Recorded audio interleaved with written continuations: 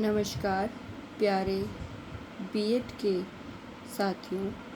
आज मैं आपको कैसे एक मेगा लेसन बनाया जाता है उसके बारे में बताऊंगी। सबसे पहले हम ऊपर दिए गए कॉलम को फिल करते हैं, जैसे कि pupil teachers name, class, subject, pupil teachers roll number, duration of the period and then जो हमारा टॉपिक होगा वो। उसके बाद हम सामान्य उद्देश्य लिखेंगे। सामान्य उद्देश्य हमारे वो उद्देश्य होते हैं जो जैसे कि हम एसएसटी अगर पढ़ा रहे हैं सोशल साइंस, तो उस ओवरऑल जो है जनरल ऑब्जेक्टिव क्या रहेंगे हमारे, वो हमें इसमें लिखने होते हैं। जैसे कि छात्रों के सामान्य ज्ञान में वृद्धि करना, छात्रों के शब्दकोश की में बढ़ोतरी करना, छात्रों को सामाजिक ज्ञान का बढ़ाना। इसके बाद हम अनुदेशात्मक ऑब्जेक्टिव लिखेंगे, मतलब कि जो हमारा टॉपिक होगा उससे रिलेटेड हमारे कुछ जो है ऑब्जेक्टिव्स रहेंगे। जैसे कि ज्ञानात्मक उद्देश्य में छात्र विभिन्न कानूनों व न्याय प्रणाली की पहचान करेंगे, छात्र सामाजिक न्याय के महत्व को परिभाषित करेंगे। इसके बाद हमारा बोधात्मक उद्देश्य रहेगा छात्रों को विभिन्न कानूनों के समझने योग्य बनाना, छात्र कानून का वर्गीकरण कर सकेंगे।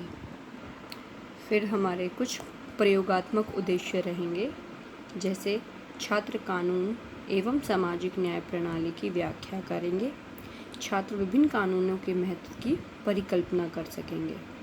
हमारा कौशलात्मक उद्देश्य होता है कि हमारा स्किल जो है वो क्या है, जैसे कि छात्रों में श्रवण कौशलों, पठन कौशल, लेखन कौशल का विकास करना, जितने भी हमारे 4 लिंग्विस्टिक स्किल्स होती हैं उनका डेवलपमेंट करना।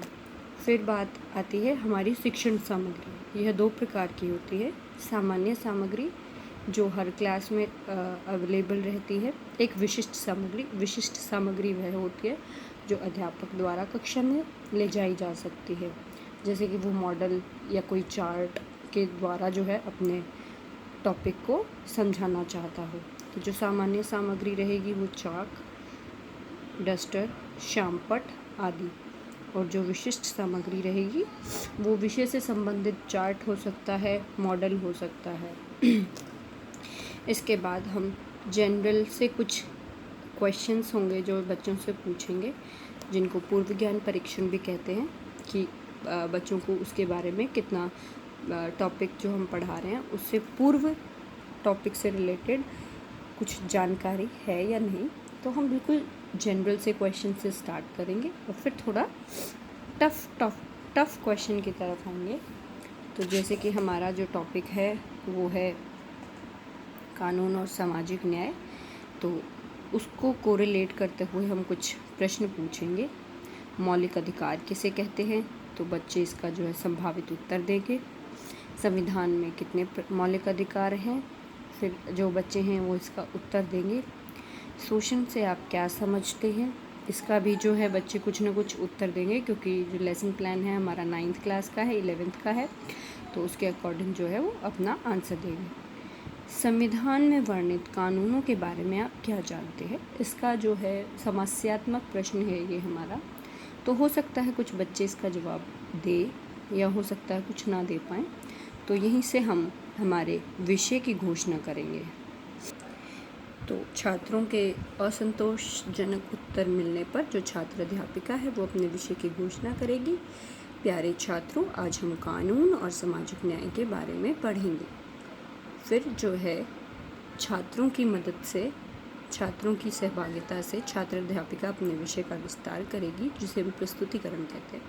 और जो छात्र अध्यापिका होगी या जो छात्र अध्यापक होंगे वो कक्षा में जाते ही अपने टॉपिक की अनाउंसमेंट नहीं करते। इससे जो है बच्चों का इंटरेस्ट खो जाता है टॉपिक से, तो इस बात का भी हमें ध्यान रखना है।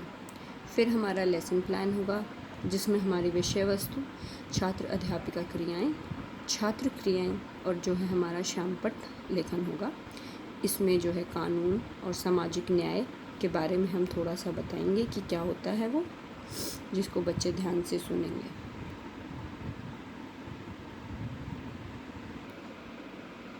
जो भी छात्र अध्यापिका जो है बच्चों को कक्षा में पढ़ाएगी उसको जो बच्चे ध्यान से सुनेंगे और कुछ पॉइंट अगर कॉपी में लिखने के होंगे तो बच्चे उसको ध्यान से कॉपी में लिखेंगे।